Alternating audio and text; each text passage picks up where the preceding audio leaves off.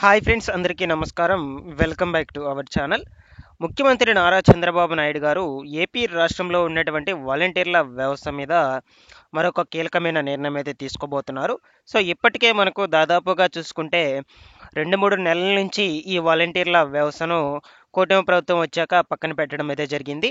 వీళ్ళందరూ కూడా అనేక ధర్నాలు అనేటువంటివి కూడా చేశారు. సో అదేవిధంగా ప్రభుత్వ అధికారులకు ఎంతో మందికి ఈ వినతి పత్రాలు అనేటువంటివి కూడా అందజేస్తూ వచ్చారనమాట. రీసెంట్గా వచ్చినటువంటి మనకు ఈ విజయవాడ వరదలకు వాలంటీర్ల సహాయం అయితే కోరడం అయితే జరిగింది ప్రభుత్వము. సో కేవలం మనకు వారం రోజులు మాత్రమే వాళ్ళ యొక్క సహాయాన్ని అయితే తీసుకునిందనమాట. దాని తర్వాత వాళ్ళని కూడా మనకు ప్రస్తుతానికైతే పక్కన పెట్టేస్తున్నారు.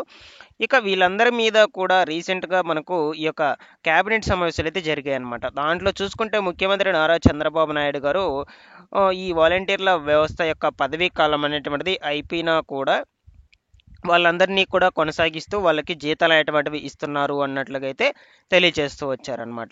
సో కాబట్టి వీళ్ళ మీద ముందు ముందు రోజుల్లో వెరిఫికేషన్ బాగా తనిఖీలు అనేటువంటివి చేసి దాని తర్వాత ఈ వీళ్ళ మీద అయితే ఒక నిర్ణయం అనేటువంటిది వెలువరుస్తామని ముఖ్యమంత్రి నారా చంద్రబాబు నాయుడు గారు అయితే చెప్పిన సంగతి అందరికీ తెలిసిందే. ఇక చూసుకుంటే మనకు ఈ యొక్క 3 నెలల జీతం పెండింగ్ కూడా ఉందన్నమాట. అది కూడా ఇంకా వాళ్ళ యొక్క ఖాతాలకైతే జమ కాలేదు. సో దీనికి సంబంధించి అయితే కూడా ఒక ముఖ్యమైన అప్డేట్ కూడా రావడం జరిగింది ఈ యొక్క జీతభత్యాలకు సంబంధించి. ఓకేనా. సో వీటన్నిటి గురించి అయితే కంప్లీట్గా ఈ వీడియోలో డిస్కస్ చేసేసుకుందాము. వీడియో కొంచెం లెందీగా అయితే ఎండ్ వరకు చూడండి. ఎండ్ వరకు చూసి వీడియోకి ఒక చిన్న లైక్ చేసి నన్ను సపోర్ట్ చేసేయండి. అలాగే మన యొక్క ఛానల్ని సబ్స్క్రైబ్ అని చేసుకునేసి పక్కనే ఉన్న బెల్ ఐకాన్ని క్లిక్ చేసి ఆల్ అనే దాన్ని ఆన్లో అయితే పెట్టుకునేసేయండి. ఇక లేట్ చేయకుండా వివరాల్లోకి వచ్చినట్లయితే మనకు ఏపీ రాష్ట్రంలో ఉన్నటువంటి వాలంటీర్ల వ్యవస్థ మొత్తాన్ని కూడా విధుల్లోకి తీసుకోండి అంటూ ప్రతిరోజు కూడా ఆ వ్యవస్థ మొత్తము అధికారులకు లేఖలైతే రాస్తూ ఉన్నారనమాట, వినతి పత్రాలు. సో బట్ మనకు అధికారుల నుంచి ఎటువంటి స్పందన కూడా రావటం లేదు. వాళ్ళని విధుల్లోకి తీసుకోండి అంటూ వాళ్ళు చాలా రిక్వెస్ట్గా అయితే అడుగుతూ ఉన్నారనమాట. ఇక మనకు తాజాగా చూసుకుంటే ఈ సెప్టెంబర్ నెల ఏదైతే ఉందో ఆ సెప్టెంబర్ నెలకు సంబంధించి రెగ్యులర్ బిల్స్ అయితే పెడుతూ ఉన్నారట ఈ శాలరీస్కు సంబంధించి. సో ఒకవేళ మీకు పెట్టారా లేదా అని మీరు చెక్ చేసుకోవాలి అనుకుంటే మీరు చెక్ చేసుకోండి. ఫస్ట్ ఈ సెప్టెంబర్ నెలకు సంబంధించిన బిల్స్ అనేటువంటివి పెట్టారా లేదా అని చెక్ చేసుకోండి. సో ఎట్లా చెక్ చేసుకోవాలి అనుకొని చూసుకున్నట్లయితే ఈ నిధి యాప్ ఏదైతే ఉందో ఆ నిధి యాప్లో మీ యొక్క లాగిన్ క్రెడెన్షియల్స్ అన్నీ కూడా ఎంటర్ చేసి దాని తర్వాత అయితే మీకు మంత్ వైజ్గా చెక్ చేసుకోవచ్చు. మీరు ఏ మంత్కి అప్లోడ్ చేశారు, ఏ మంత్కి అప్లోడ్ చేయలేదు. కాబట్టి ఈ సెప్టెంబర్ నెలకు కూడా అప్లోడ్ చేస్తున్నారు లేదా వన్స్ అయితే చెక్ చేసుకోండి మీరు.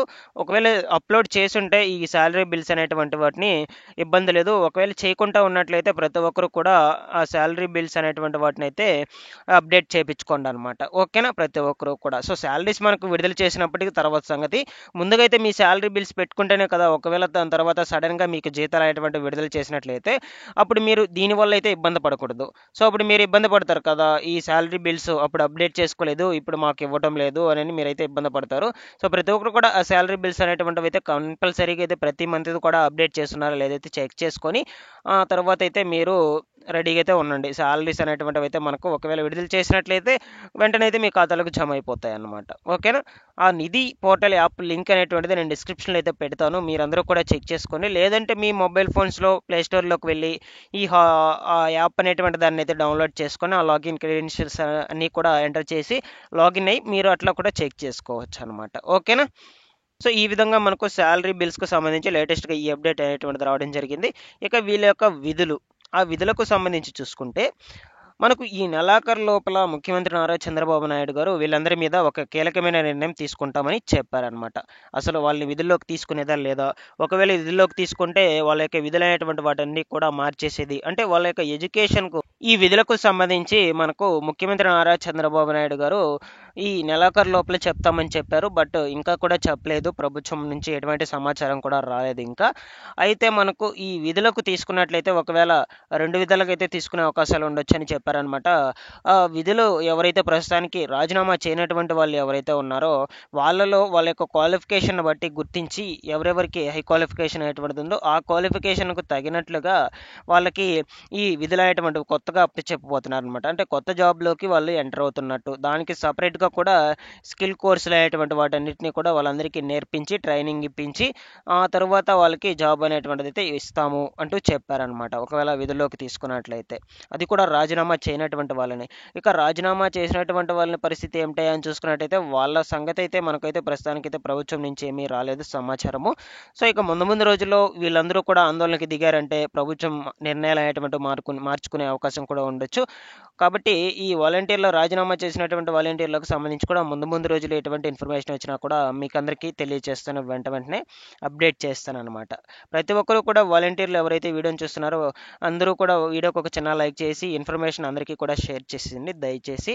సో, ఇక వీడియోకి ఒక చిన్న లైక్ చేసి మన యొక్క ఛానెల్‌ని సబ్స్క్రైబ్ అనేది చేసుకునేసి బెల్ ఐకాన్ ఆల్ అనే దాన్ని ఆన్‌లో అయితే పెట్టుకునేసేయండి.